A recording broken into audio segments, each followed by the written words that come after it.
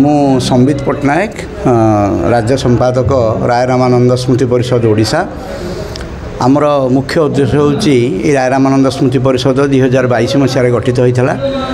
ओडिशार जड़े अनालोचित ज्योतिष्क राय रामानंद आज भी 4.5 कोटी ओडिया पाखरे सेमती अनालोचित व्यक्तित्व होकर रही, जी कि एकाधारे जड़े संगीतज्ञ, प्रशासक, पंडित, वैष्णव एवं लेखक, कवि जहाँ आपन कहींपारे।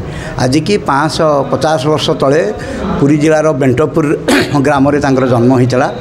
1533 मसीह से तांकर तिरोधान होता। चैतन्य महाप्रभुंकर से जड़े सबुठ श्रेष्ठ सखा थिले। चैतन्य महाप्रभुंकर आंध्र प्रदेश राजमहेंद्र से प्रशासक थिले। मु भावुची बोधे प्रथम ओडिया जे कि गजपति प्रतापरुद्र देवଙ୍କ समय दाक्षिणात्यर राज्यपाल थिले। तांकरी जे नवम वंशधर अछंती, नवम पीढ़ीर वंशधर दिलीप पट्टनायक, तांकरी नेतृत्व में राय रामानंद स्मृति परिषद गठन होती। से सभापति अछंती। यार उद्देश्य होची जे आगामी पीढ़ी पाखरे समग्र ओडिया जाति पाखरे जे कि विस्मृत प्रतिभा जड़े राय रामानंद, तांकर आदर्श, तांकर संगीत, तांकर दर्शन, तांकर अचिंत वेदावत तत्व, तांकर लेखा। राय रामानंदंकर लेखा प्राय आ मिलूनी, जेहेतु ओडिया भाषा लेखा तांकर प्राय आ मिलूनी। तेणु से जहाँ लिखिते ब्रजबोली भाषा लिखिते।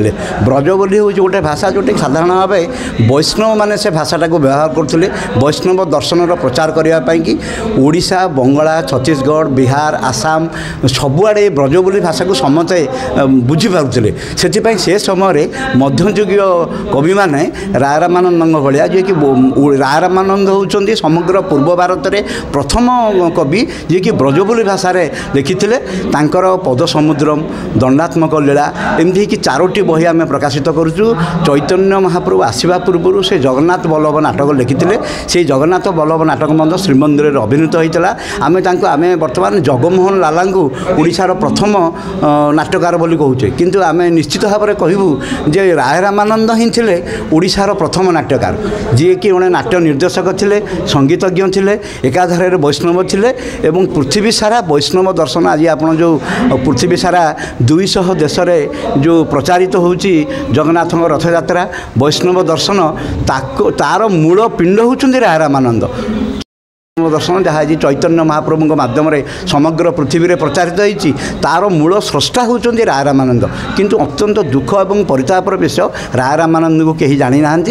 आज जो आलोचना कथा आप मत पचारुले, आज आलोचना हूँ मुख्य राय रामानंद नाट्य संगीत रे कौन दार्शनिकता रही। ओडिया भाषा शास्त्रीय मान्यता पाई सारा, किंतु कर्नाटक संगीत, हिंदुस्तानी संगीत माने शास्त्रीय संगीत हो सारी, किंतु एपर्यंत ओडिशार गोटे बलिष्ठ संगीत रही ओडिसी संगीत जोटा कि शास्त्रीय मान्यता पाई पार नहीं। से रामानंदर बलिष्ठ अवदान रही। राय रामानंद जगन्नाथ बल्लभ नाटक 22 प्रकार गांधर्व रागर रचना करिसेंती। जयदेव 14टा राग रचना करिसेंती। तेणु राय रामानंद रचना संगीत माध्यम यही ओडिसी संगीत केमती शास्त्रीय मान्यता पाइपर, कौन तार सब दिग रही, से दिग को आलोचना करने ओडिसी संगीतर जो शास्त्रीय खाली तो आम चित्कार कले हेनी, दृढ़ प्रमाण सहित दबा पड़ो, माने आलोचना करा पड़ो जे कौन ओडिसी संगीत शास्त्र मान्यता पाइबापी कौन सब ये माने करा जाई परिबो। से राय रामानंद उपर नाट्य संगीत उपर दार्शनिकता उपर आज आलोचना चली। तेणु समस्त सहयोग कामना करुचु। जय जगन्नाथ, वंदे उत्कल जननी। शुणु, सरकार चाहिए तो बहुत किसी करें। सरकार आम दृष्टि आकर्षण केवल करूँ कहीं बर्तमान ओडिशा अस्मिता को लेकिन ओडिसी संगीत, ओडिया भाषा को लेकिन सरकार अनेक जिनस माने प्लानिंग करुँच। तेणु आम राय रामानंद स्मृति परिषद तरफ सरकार को विनम्र निवेदन करूँ। दाबी तो आम करें कहीं आम राजनैतिक अनुष्ठान नुह, विनम्र निवेदन करूँ राय रामानंदर जहाँ जीवन दर्शन रही, जो वैष्णव दर्शन, जो ये रही कार्यकलाप, जहाँ साहित्य, कविता, लेखनी जहाँ भी रही पाठ्य पुस्तक आकार में विभिन्न ये स्कूल कॉलेज रे सप्तम अष्टम पिला भितर जमी जयदेव आप जो मान पचारे ओडिया मान पचारे जयदेव समझे जानी कि राय रामानंद कहीं चिन्ह ना। तेणु पाठ्य पुस्तक विषय संपर्क में सूचना दि जाऊ।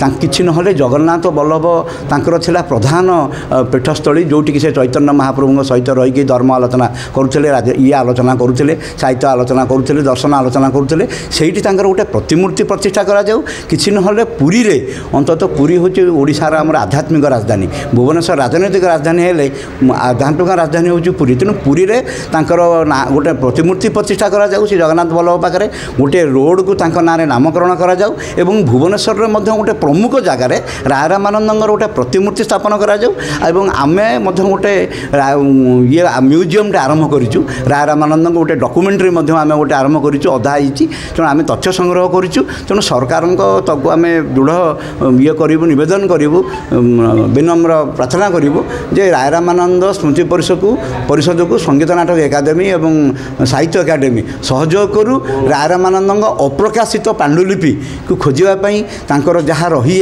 अनेक जिनिस मिलूनी से सब जिनिस आम प्रकाश एकुटिया करूँ आम निज उद्यम निजे अर्थ खर्च करी 4 खंड बही प्रकाशित करूँ तेणु सरकार साहाय्य आम ये आशा करूँ आहरी व्यापक भाव में आम आपको प्रचार प्रसार कर आज राय रामानंद पट्टनायक आमर ओडिशार ब्रह्मगिरी निकट बेंटपुर जन्म होते से जड़े बड़ नाट्यकार संगीतज्ञ दार्शनिक एवं जड़े वैष्णव शिरोमणि थिले एवं तांकर जो आजिकार आलोचनार विषय वस्तु थिला जे राय रामानंद नाट्य संगीत दार्शनिकता या उपरे मु जहाँ आलोचना कली तार मोर आलोचनार मुख्य विषय वस्तु है राय रामानंद हेले तुम्बुरु गंधर्वंकर अवतार बोली चैतन्य भागवत लिखा जाइए सी जेहेतु जो गंधर्व कलार से धुरंधर थिले एवं से से जो सब गीत लिखिं बा नाटक लिखिं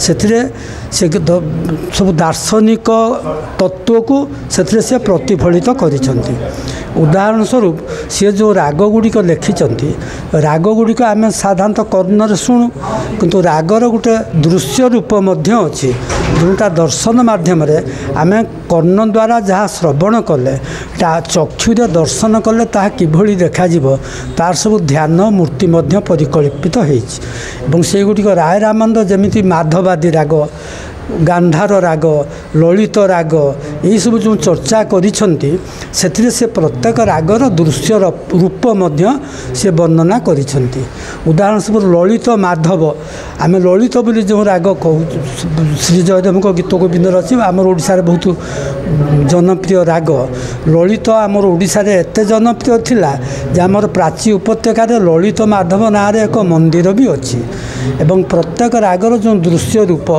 प्रत्येक स्वरर गोटे गोटे दृश्य रूप भी अच्छी जमीती सा गोटे स्वर षडज स्वर को आम संक्षेप सा बोली कहूँ सा स्वरर रंग है शरीरर वर्ण है लाल पद्मर वर्ण एवं सा स्वरर गोटे मस्तक 4टी हस्त सा स्वरर जो 4टी हस्त अच्छी से 2टी हस्तरे वीणा 2टी हस्तरे पद्म धारण करि थांती किए गांधार राग तेणु गांधार राग हेले आमर ओडिसी संगीतर जो शास्त्रीयता प्रमाण करने आम जो सब राग गुड़ाक आमर ओडिशार निजस्व राग बोली आम निर्धारित करूँ से गांधार गोटे राग से भाया गोटे श्री माधव आमर श्री जगन्नाथ को पूर्वर पुरी रे श्री जगन्नाथ मंदिर प्रतिष्ठा होगा पूर्वर श्री जगन्नाथ को